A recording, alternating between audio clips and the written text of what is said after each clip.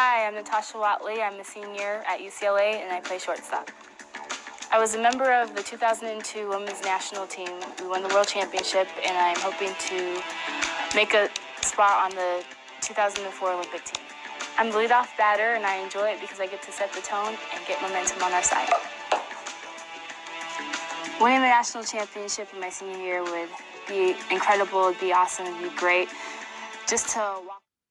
Hey, good afternoon, everyone, and welcome. I'm Matt Lyle, and today is Tuesday, February 9th, and this is the Ask Coach Lyle Show, where I try to help parents, coaches, and athletes around the world tackle the challenges of life and athletics. If you're just tuning in, let me know you're here, and let me know where you're tuning in from. One of my favorite parts about the show is seeing where everybody's tuning in from around the world. So hit the like button for me, hit the share button, and let me know where you're tuning in from. Last week, we had people from Australia, New Zealand, all over the world, and that was one of my favorite things, is just getting to see where everybody is tuning in from. So please, let me know where you're tuning in from, and hit that like button, hit that share button. You may have guessed from my intro video who my special guest is today. It's none other than Olympian, All-American, national champion, and one of the greatest of all time, Natasha Watley. Natasha, thanks for joining. Thank you for having me. This is awesome. Thank you. I'm excited to have you. And Natasha and I will be answering all of your questions for about 30 minutes today in regards to just about anything. So make sure you get your questions in the comment section, and we'll try to get to as many as we can today. So it's awesome to see everybody tuning in today. Matt's in Northern Arizona. We've got someone in Madison, Wisconsin. Kevin's in Las Vegas. Angela's in Central Mass. Nathan's in Central New Jersey. Neil in Mammoth Lakes, California. Alex in Virginia. So we got people all over the country tuning in. And all over the world. So thank you again, everybody, for tuning in. Hit that like button, hit that share button. Let us know you're here. And also, if somehow you've lived under a rock your whole life, or you don't follow softball, and you don't know who Natasha is, I just want to fire off a couple of fun facts. So first of all, Natasha is the first African-American female to play in the U.S. Softball team in the Olympics. She helped lead the U.S. team to the gold medal at the 2004 Athens game. And just like live TV, of course, my 3-year-old wants to jump in on the screen too. So also about Natasha, she set the Olympic record for stolen bases. And she graduated from UCLA with a degree in sociology and a minor in African-American studies. While she was there, she also earned All-American accolades, not once, not twice, not even 3 times, but 4 times. And that is incredible. So that's awesome. And thanks again for being on. As the questions are start pouring in, I'm seeing a lot of good questions. People are tuning in. Melbourne, Australia. That's awesome. Good to see you guys. I have a couple questions lining up for Natasha. The first one actually is, and I'm a huge coffee person. My first question to you is, what is your relationship with coffee? I just define it for us. What's coffee like for you? It's a must-have. It's a non-negotiable. If I don't have coffee, you probably don't want to be around me, or you don't want to be my friend. But it's actually interesting because I'm not even sure if it's doing anything anymore because I drink so much of it. So I don't even know, if it's even making a difference. But I definitely am a coffee drinker, and I can probably drink it in the afternoon and still be fine. Wow. And go to sleep at night. I know it's a problem. That was going to be my follow-up question. How much coffee do you think, ounces do you drink a day, do you think, on average? Oh, gosh. I don't know. I would say at least 2 to 3. Okay. I mean, that's minimum. It's probably 2. Yeah. Now, when you're in Japan and you're looking for coffee, where do you go? Is it a local spot, a chain? What do you try to find? The great part, there are so many coffee shops, and actually in our little neighborhood. I'm actually in Japan right now. So there's a little coffee shop. It's super cute, and it's called Coffee Likes. That's the name of the coffee shop. It's super cute, quaint. There's a ton of little coffee shops all over the place. So it's easy to find. That's awesome. And then I read somewhere that you are all about purses. Is this true? Facts. These are vintage facts. Vintage facts. So are you still about purses? Is this an old fact, or is this still something you're all about? Gosh, not as much as I used to be. Like literally in my early 20s, I probably got a new purse every month. And like every paycheck or any little money that I got like a new purse. I was all about your Louis Vuittons and your Fendis, and I don't know. I had like expensive taste at an early age, but I think as maturity has hit, I'm spending money on I guess, better quality things. I don't know. That's great. Experiences. I don't know great. what that is. That's cool. All right, so I have to give a special shout out today. Today's episode is brought to you by Travis Matthew, apparel for work and play.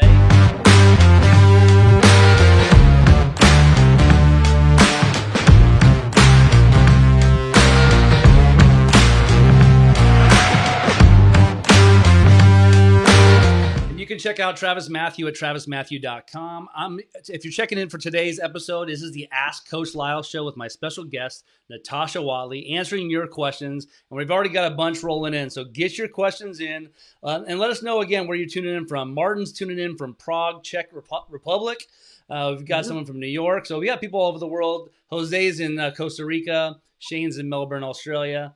And the first question of the day, which I think is a good one, is for Natasha. And the question is from Todd: who is a better basketball player, you or your dad? Oh, he's going to crack up. I'm going to for sure say me. My dad is the biggest basketball fan.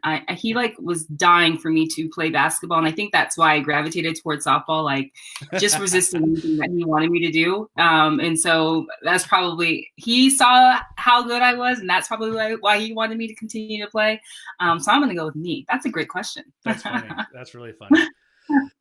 All right. Our next question comes about slapping. It's from Ryan. He says, Ryan says, my daughter is just now switching from the right side to left side of slapper.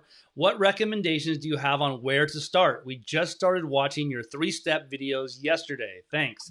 This is a pretty common thing, people kind of going from the right to the left. What advice do you have for people to start in that process? Gosh, I have so much advice. But the biggest, I guess my favorite story that I always share is whenever you go you're going from the right to the left side, start and finish your at-bats on the left side. So I always talk about my walk of shame story. So the very first couple of times that I started to slap, I would start my at-bat on the left side. I'd get 2 strikes and then literally have a walk of shame to the right-handed batter's box. So if you can imagine, I already had failed before I even got to the right-handed batter's box. So my best advice is, yes, it's going to be a little rocky in the beginning. Slap hitting is awkward. It's like a learned skill. You gotta learn it. You got to figure it out. But I think you got to give yourself a little bit of time, give yourself a little bit of grace, but start and finish your at-bat on the left side. Oh, that's great. That's great advice. Our next question comes from Tony. He says, what are some of the tools you use to introduce and promote the game of softball in minority inner city communities? That's a great one. I'll tell you, in my experience, done a little bit of that with an organization that I used to work with called I Love Baseball out of Dominican Republic. And I'll tell you what, for me, I was able to gather some friends, and we did some free camps and kind of did some equipment drives and stuff like that. I mean, I'll tell you, and I know Natasha's this is important to you too. To me, baseball and softball in low-income communities right now are hurting, and it's getting worse and worse. And it's something I came from a family of 7 kids who my parents would have never been able to afford travel ball or any of that stuff growing up. And so it's for me, it's important. Natasha, what are some of the tools to promote the game of softball in minority inner city communities that you've seen have been successful? Yeah, well, through my foundation, I have a nonprofit, Natasha Watley Foundation. We literally are bringing programs that are low barrier of entry to girls in inner cities. And that's super important to me. I don't want there to be a barrier of entry. I don't want there to be a high ticket price, premium ticket price for them to just learn the game. This is a fun game, and it's for everybody, and everybody should have that equal opportunity to learn. And so it's free clinics. And if you can get a couple of coaches, if you can get your posse together, and if you have equipment, if you can find people to donate equipment, if you can, find people to sponsor a clinic or companies, they'll do that. But if you can bring this game to these young ladies, because what you're dealing with a community where parents may not see the importance of their kid playing a sport, especially for girls. And, maybe for young boys, it's like, maybe this is the ticket for us, but for girls, they may not see that, and they may not see the possibilities or the opportunities. So it's super important that you bring this to them and partner with local communities. If you can partner with municipalities in inner cities, if you can partner with Boys and Girls Clubs, YMCAs, and they have the access to the kids, bring clinics, bring the information, bring the resources to those communities. And I think that's the best way that you can make it a low barrier of entry for those communities. That's great advice. If you're just tuning in, this is the Ask Coach Lyle Show with my special guest, Natasha Watley. And again, one of my favorite things is finding out where you guys are tuning in from. So let us know where you're tuning in from around the country. You got Buster's in New Orleans, Louisiana, Caesar's in Arlington, Willie's in Laredo, Texas, and Natasha's in Japan, across the world. So all kinds of stuff. So our next question, Natasha, is from Justin. He says, how do you both feel about the balance between high school and travel ball for today's high school athletes? And I know, it's funny for me, coming from baseball to softball about 10 years ago, high school baseball was really competitive, and it was something that was kind of equal to the travel ball in a lot of ways. And I got over to softball, it was much different for me. There wasn't a lot of high school wasn't very strong in comparison to travel ball. So it's been an interesting, I know with COVID too. What are your thoughts on that balance? Again, I kind of frame it usually around the question of, I play for a high school team, the coach isn't great, the team's not very good, should I play? I think there's a lot of advantages to still playing, but what do you think about the balance between those two things? I think that you absolutely should play. And you're absolutely right. It's in our softball world, high school is almost considered, like recreational, and travel ball is where you're going to get recruited, and you're going to get exposure, and you're going to get seen, and you're going to get that development. But I think the true testament, especially if you're playing on a high school team that's not that great, like that's where the great athletes rise. It's like, can you survive in any situation? Like, can you get your team on your back? If they're not that great or whatnot. But I also think too, when you're playing with your high school, you're playing with your friends, your community, like your peers, people that you're going to school with. So like having that social interaction, especially in these times, like social interaction is like the most important thing. So if you can play on your high school team, like those are your people, like these are your people, like 10 years, your 20 years, your 20-year reunion, you go back to your high school reunion. These are the people that you're going to go back and see. So I think it's super important to create that balance and figure out how you can play on your high school team as well, get those extra reps as well, playing on your high school team, and also playing on your travel ball team as well. Yeah. And to me, that one of the saddest parts about the shift in travel ball in the last 20 years is that, like, sports used to be very community based, and for Little League, and so you had communities rally together behind people. You knew the kids that went to school, and high school, obviously, it was a big community thing where all your friends came to your games, and that's really changed a lot. Now the people in the stands are parents or college coaches, and it used to be, your friends were in the stands and cheering you on the weekends for games and stuff like that. So I definitely wish that a lot of kids could experience that a little bit more than they are now. So the next question comes from Choppers Baseball. It says, do you ever struggle with anxiety during high leverage moments? If so, do you have any advice for young ladies on slowing the game down? Is there anything that can be done days prior to a game? That's a great question. That is a really great question. And honestly, growing up, I would get nervous before games. And so I never had the verbiage that it was anxiety. So I think that's also something to point out too. It's like, if you, the way that we're phrasing these things for our athletes as well. I mean, yes, it is anxiety. But when I got nervous, I was able to kind of, it let me know that I was ready for a game. Like the times that I wasn't nervous for a game, like those were the times that I had like the crappiest games, excuse my language, but, making sure that you kind of anticipate. And once you start to feel nervous, if you can start to visualize, I think a day or two ahead of time, and start to play the game before it even happens, once you step into the moment, it kind of eases and slows the game down, because you're like, I've already been here before. So trying to just kind of forecast what you want to accomplish in that game, because I think where some anxiety comes from is trying to perform and to kind of reach a certain level, and thinking that you have to reach these levels, and kind of having that fear of failure. So I think if you can forecast positivity, visualize yourself doing well, once you get into the game, it can kind of slow things down. I was like, okay, I've already had this at bat before. And so I think just visualizing, I think, is a big, huge tool that can help with anxiety.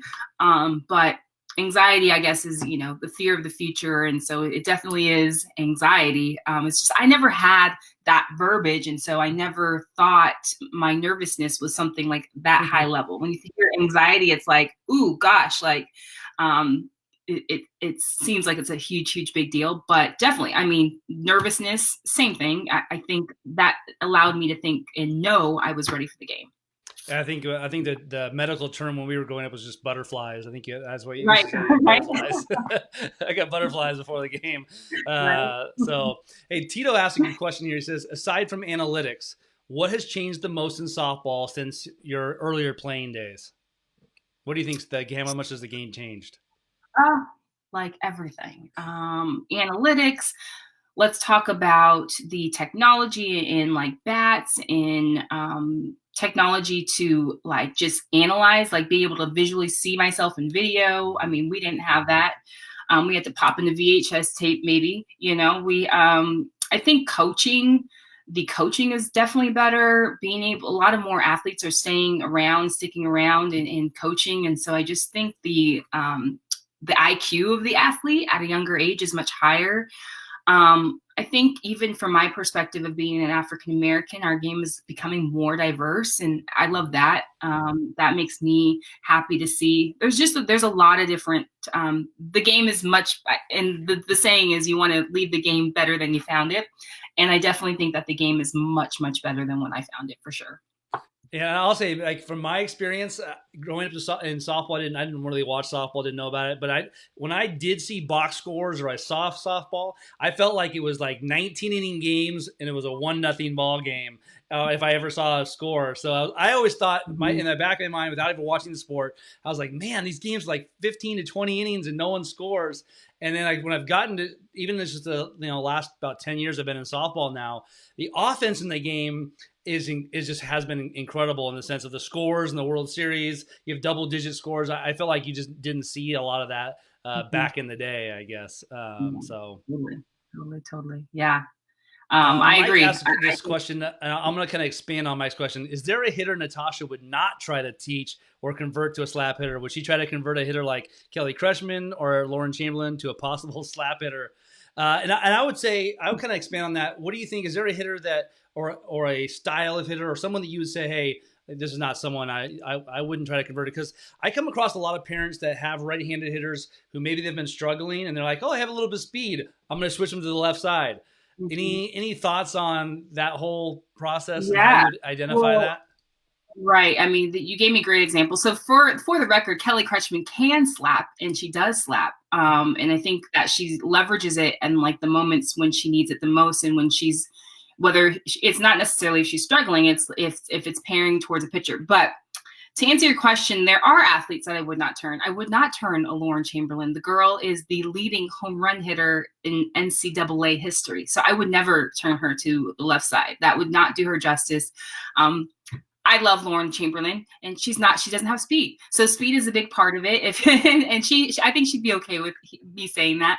But that's a big part of being a slap hitter. If you're going to be able to put the ball in play, challenge a defense, create a little bit of pressure, that's the whole point. I do argue that sometimes you don't have to be the fastest if you at least are able to swing for some pop on the left side, mix up some things, and kind of just, if you run through the box, and it makes a defense have to react because they know they've got to field this ball cleanly or whatnot.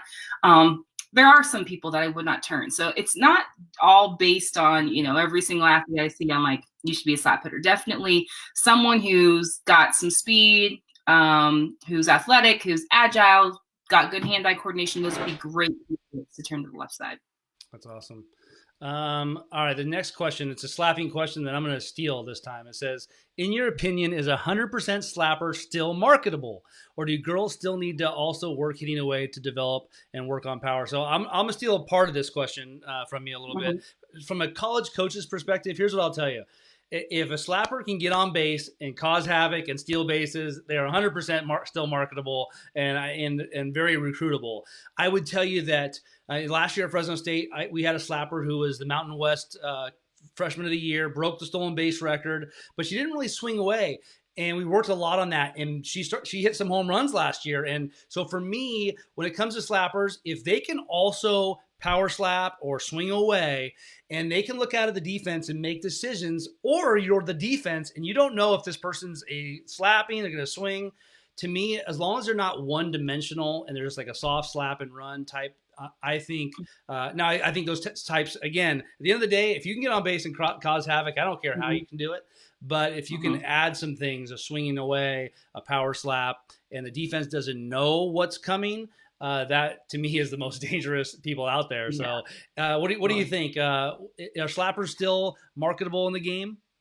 Yeah, I think you hit it all. You hit all the points. Definitely, like, you shouldn't be one dimensional. Like, but here's the thing: like, you don't necessarily have to stand in and hit away for power. So if you're a slap hitter and you have multiple slaps, like you said, you're not one dimensional. You have a soft slap, you can bounce the ball, and you can do a hard slap. You've got to make defenses respect you. You've got to have at least a little bit of power on a slap, and you've got to have something that you can just touch and go or put in play.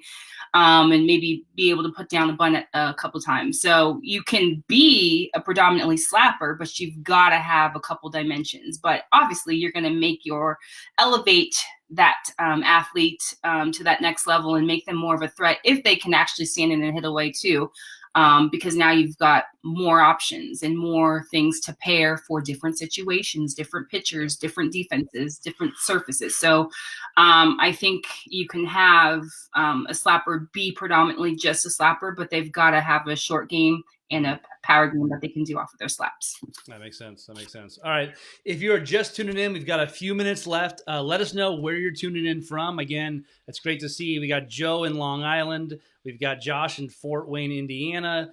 Danielle's in Belton, Texas. People all over the world. Poconos in Pennsylvania. Joel's in Raleigh, North Carolina. So we're going to get a couple more questions here, Natasha. Again, if you're just tuning in, this is the Ask Coach Lyle Show. So get your questions in for myself and my special guest, Natasha Watley. Natasha, the next question says, hey, Natasha, thanks for all the great and sometimes free triple threat content. Seems to me slapping at a young age is so much about confidence. Any advice for coaches and players who are making the difficult transition? So thinking about, I think it's kind of centered around confidence and slapping at a young age. Any advice for those parents or younger kidders or just starting out slapping? Definitely. Slap hitting it's tough. I mean, it's an acquired skill. And if you just put it into context, like you're sprinting at a pitcher who's literally trying to throw as hard as she can. She's trying to move the ball and, hit different zones and hit different planes and have different spins. And you're trying to put this ball in play. And you're supposed to have touch and be able to have, some type of finesse. That does not come overnight. So you've got to give yourself grace and definitely confidence. And I think the one thing that an athlete can control is knowing what she should be doing. And also too, the execution may not be there, but as long as she understands what her footwork should be, what her hands should look like, if she's starting to really understand the mechanics, just like focus on that. And that's where you're going to build your confidence, just like really honing in like what you need to know. The execution will come. And that execution comes with experience, with continuing to do something over and over again. We all know that. So I think, yes, definitely confidence it's confidence with anything. And definitely I just give yourself some grace to work out through those kinks. And I think that also comes from the parents as well. As parents is like, oh, you're not doing it right. Like you're not getting it. You're not putting it in play. But like also as parents too, if you can give your athletes some grace too, it's like, it's okay. We're learning this thing. So, we're not going to learn this thing overnight. It may be a year, 2 years, 3 years. So give yourself some grace. That's great. I want to give a special shout out to Tony. Tony says, your foundation is already my Amazon Smile charity. Thank you for the advice. That's awesome, Tony. Good job. Here's a good question. I should have thought of this one myself. Ryan says, since you are in Japan, my daughter is a big anime fan, wants to know if you watch anime, and if so, what is your favorite? Did you ever get into it? I don't watch anime at all, and I have a travel ball team, and the girls, every time I'm going to Japan, they're like, watch this, watch that. Do you watch this, Coach Tosh? And I'm like, I'm striking out in that category. I know that. I've had a couple friends share like some videos with me, and I watched them, and I'm like, it wasn't bad. It's just like, again, it's very your style, I guess. It's a very interesting style. So I don't know. We got a couple more. We're gonna get a couple more questions here before we let you go. Neil asks, how long have you been in Japan? And I know you go back and forth. Your favorite thing you've done in Japan? Do you karaoke there? I know, because we know that's big there. If so, what is your favorite song to karaoke? So I know there's kind of 3 questions there, but give us a little Japan and karaoke for you. Yeah, well, definitely. So this is my 13th season coming to Japan. So I know, it's crazy, right? I don't know. This place is amazing. It's a unique culture, unique place. I love it here. I love my team.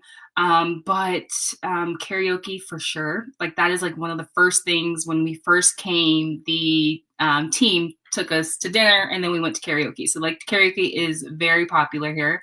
I love it. It's fun.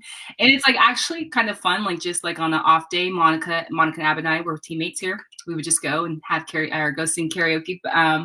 And if anybody knows me, of course, I'm singing Beyonce. That is my goal.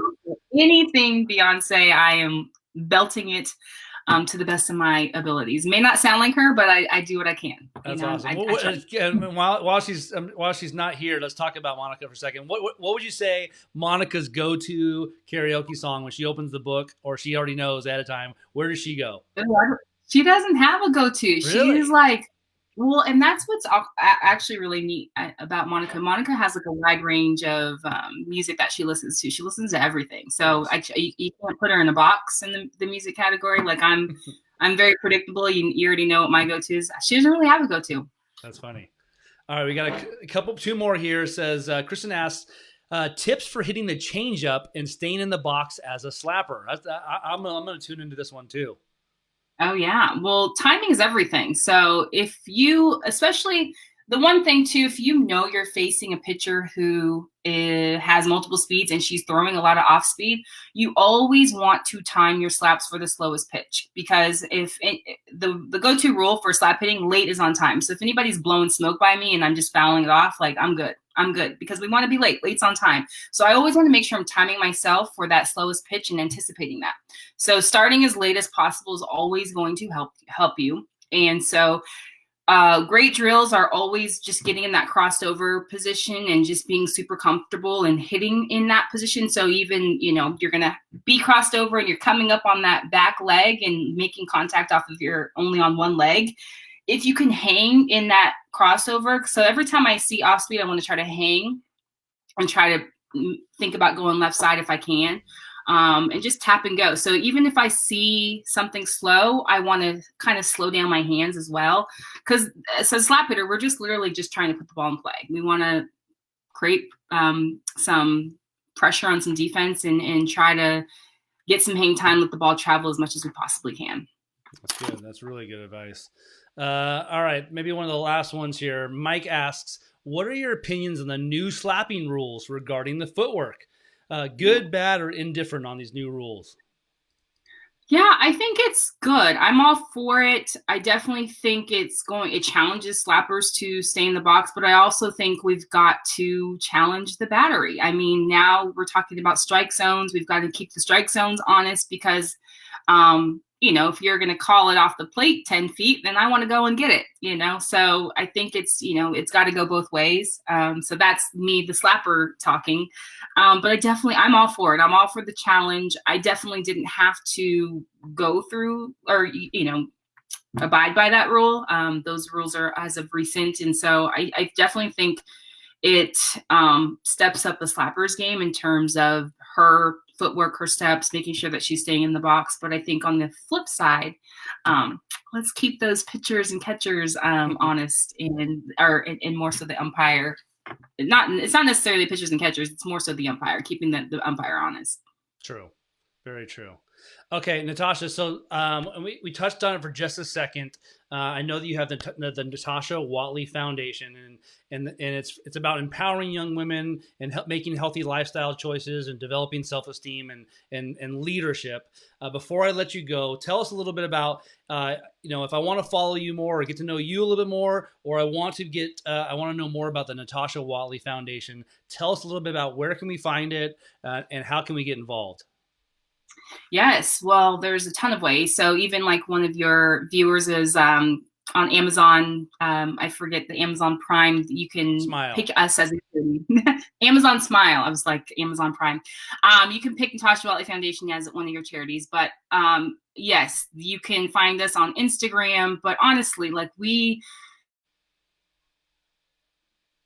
an opportunity to play this game of softball. It's such a great game, and we don't want anybody to have any barrier of entry to learn, to have the opportunity to play. So NatashaWatleyFoundation.org, or on Instagram, we're at NW Foundation on Instagram and Twitter. And on Facebook, nice. We're Natasha Watley Foundation. So that's where you can find us.